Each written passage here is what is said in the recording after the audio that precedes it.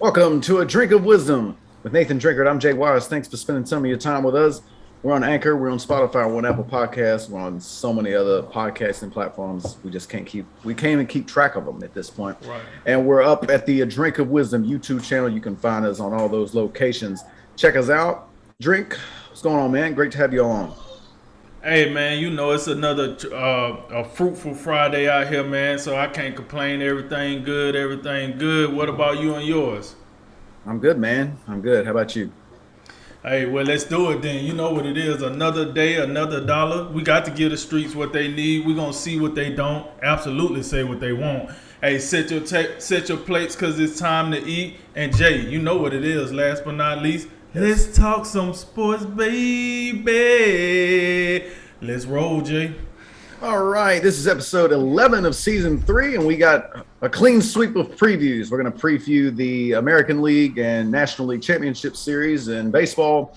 We're going to preview Week 6 in the NFL, and the old college football preview will close it out for us. We're going to start with Thursday Night Football from last night, but the Tampa Bay Buccaneers moved to 5-1 on the season with a 28-22 victory over the Philadelphia Eagles. The Eagles now dropped to 2-4.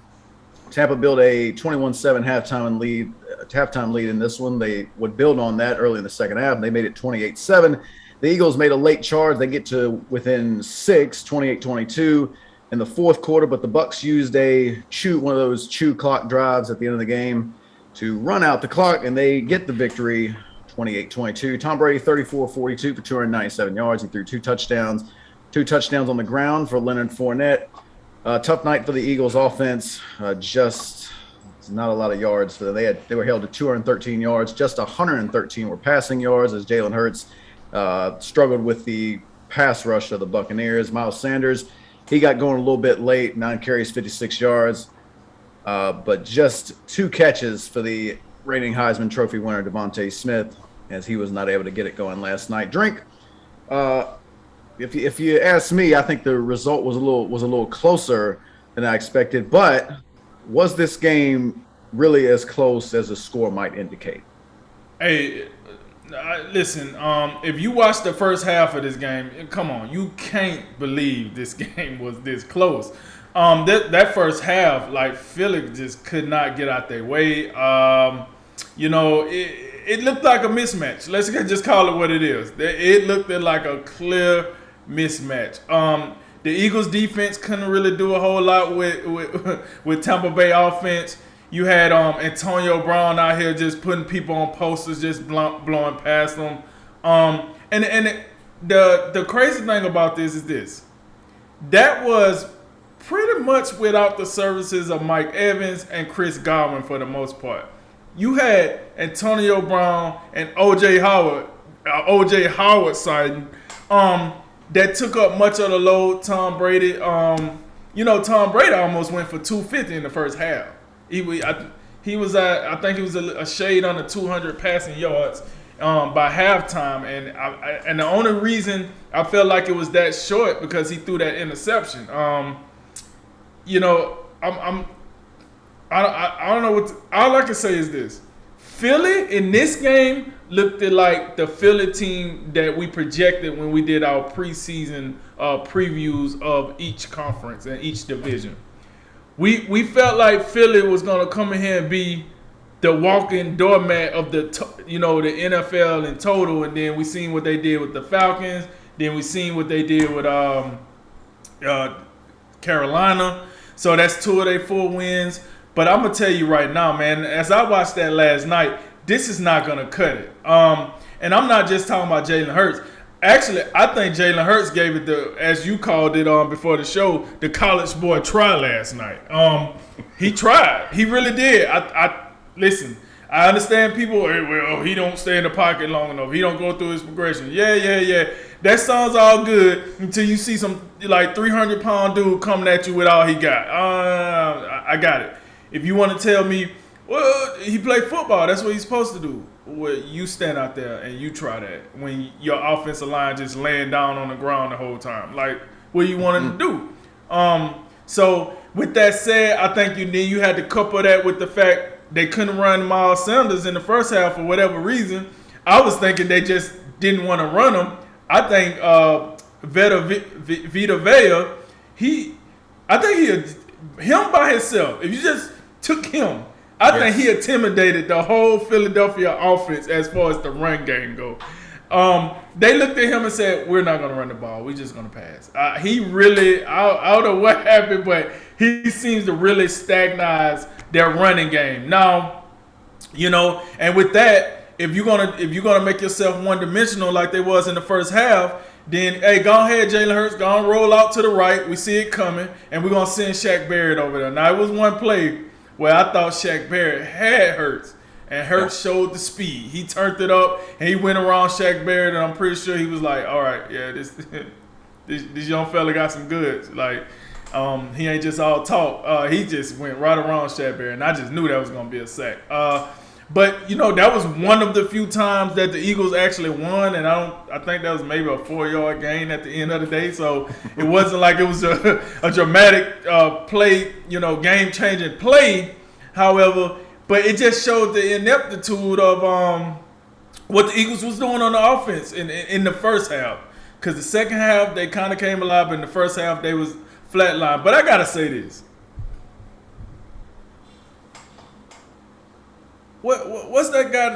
Howie something? Roseman Howie? Or whatever the GM name? Yeah, Howie Roseman.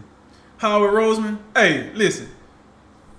I got 2 bags of popcorn and a yield sign for Jalen Reagor. Like, if you want to trade him, go ahead and trade him on over here. Because he was, oh my God. You spent the first round pick on this cat?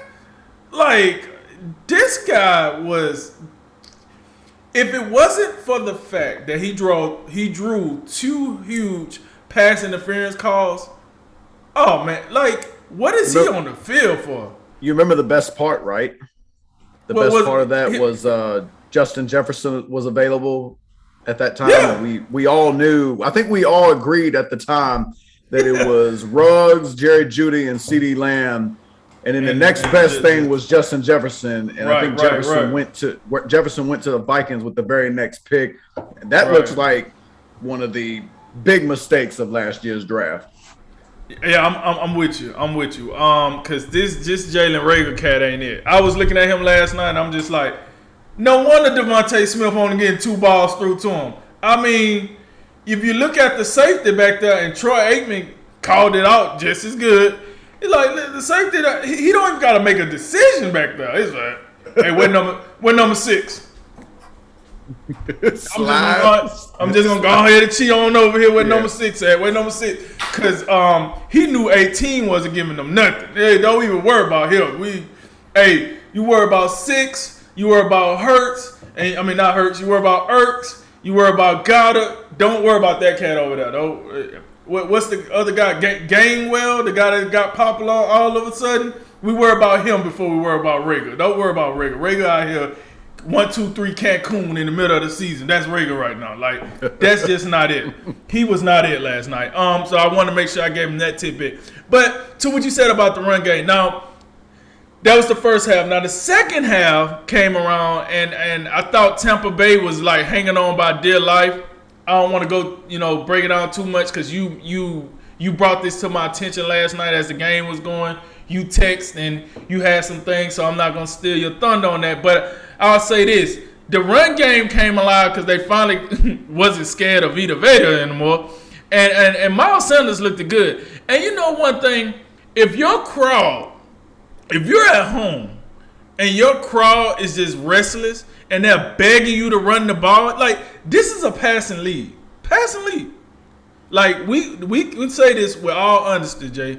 We watch the games for the passing, not as much as the running. Not to say running is not part of the game, but we here for the highlights. We here for the passing, as they say. Throwing the football, put the butts in the seats. You know what I'm saying? So, last night, the Eagles fans, as rowdy as they can be, was really upset with the fact that Philly didn't run the ball. And then in the second half, they started running the ball. That's when Miles Sanders got his yards, and you could hear the Philly fans erupt and say, "About time." Let me talk to you, Sirianni. I don't know what offense you running out here, but let me just tell you something. if you want to keep your job, you might not want to be having the home crowd looking at you like I can coach this team, because the whole time you run the ball, run the ball, run the ball. They paying to scream on fans, and you see fans out there doing this. Like, run the effing ball. So I think Philly caught a better rhythm in the second half that allowed Jalen Hurts to find some people. He did find Devontae Smith again. I thought Quez Watkins, showed up, gave him some things. Zach Ertz, we had a Zach Ertz out sighting. He scored a touchdown last night, only to get traded this morning. So, I felt like the Eagles did. And I thought the Eagles was going to do what they did against Carolina, where they kind of got their act together in the second half, closed the gap, caught a break. They didn't necessarily do what they needed to do with the break, I don't think. But I thought that was was going to happen last night. It did not. Tom Brady did just enough. Also, we had a taunting call that was suspicious. That was terrible. We had a ton call, and they say Tom Brady gonna get them calls, man. And last night it looked a little suspicious. I mean, I'm not one of those conspiracy theorists that say, "Hey, Tom Brady get all the calls," but I'm just saying it was some calls last night. Are you talking about the one on the last drive? That Fournette one. Right. Yeah, that was terrible. Because I felt like in the beginning of the game, and I was listening, like, all right, that dude had gotten, he taunted early in the game, and he got away with it. And I ain't going to say, it was kind of like he made a better play early in the game, and he kind of halfway taunted. And in this play, okay, you tackled him, but I'm pretty sure he had got the first down or something. Like, I just didn't understand why he was barking at Leonard Fournette. On top of that, shout out to Leonard Fournette, because he was smart enough to throw his hands up right in front of the referee. That look he gave was hilarious. He was like, that was great.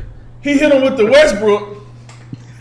and the ref standing right there. So what you thought the ref was gonna do? She like, okay.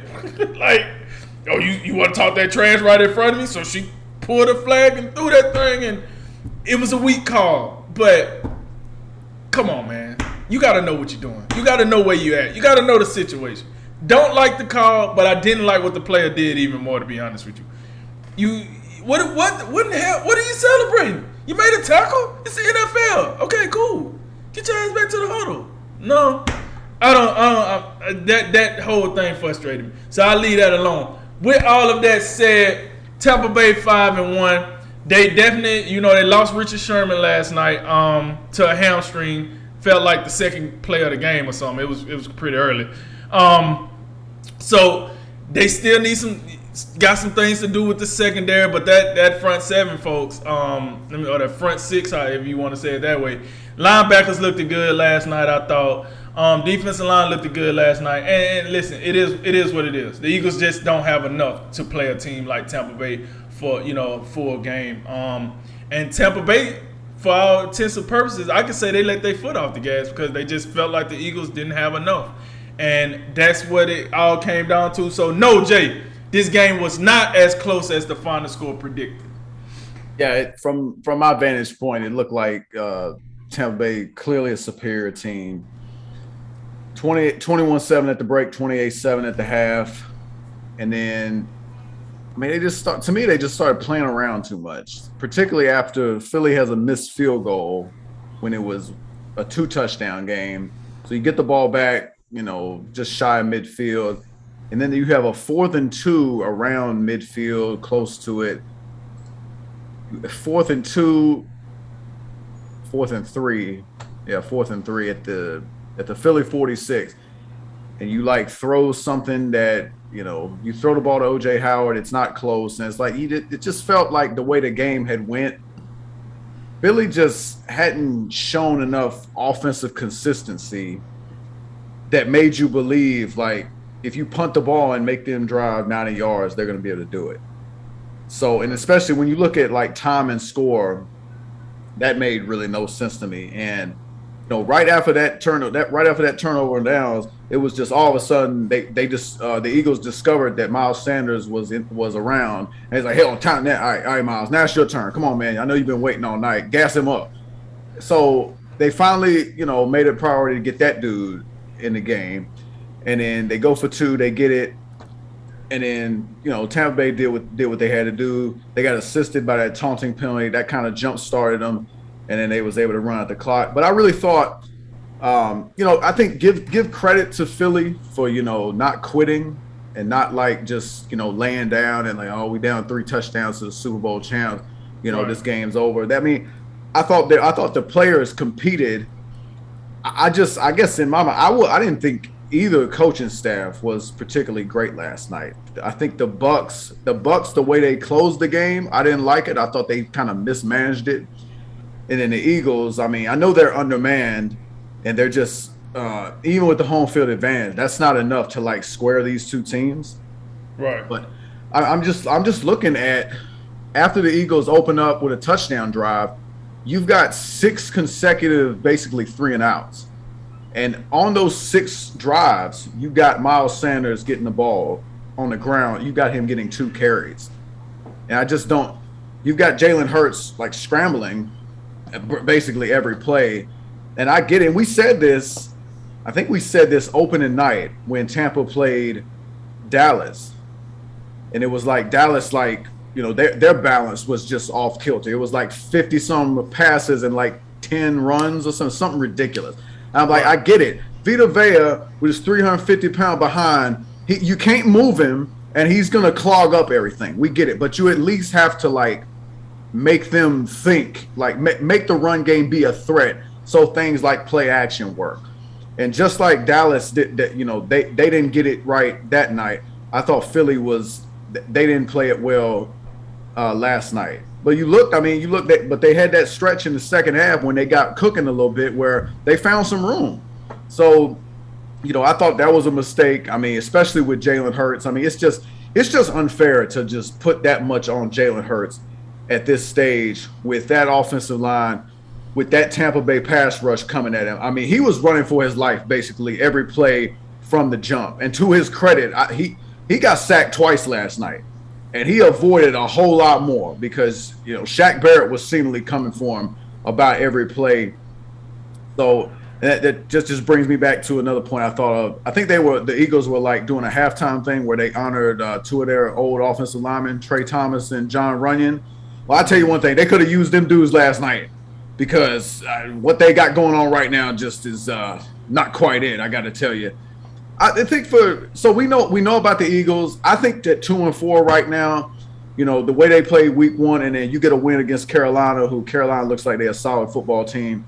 I mean, a 2-4 looks like about right for them. Or maybe that you can even say that's better than we could have hoped for because I thought they were going to be a complete disaster this year. And they at least seem to like it appears they got some bright spots. So however many more wins that equals out to, that remains to be seen, but I don't think it's going to be a lot. But, I mean, good for them for at least looking like a professional outfit.